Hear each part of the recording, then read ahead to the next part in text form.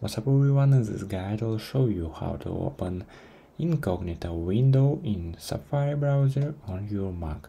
But before we start, please consider subscribe to our channel and like the video.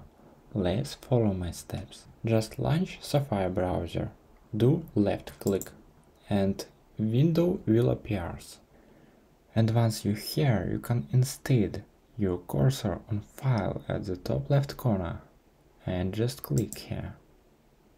In the drop-down menu, you can click on New Private Window, and as you can see, page is private.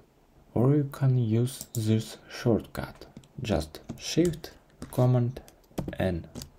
And as you can see, I have two private windows. And as you can see, private browsing enabled. That's it, I hope it helps. You can watch this new video or this playlist about Safari browser.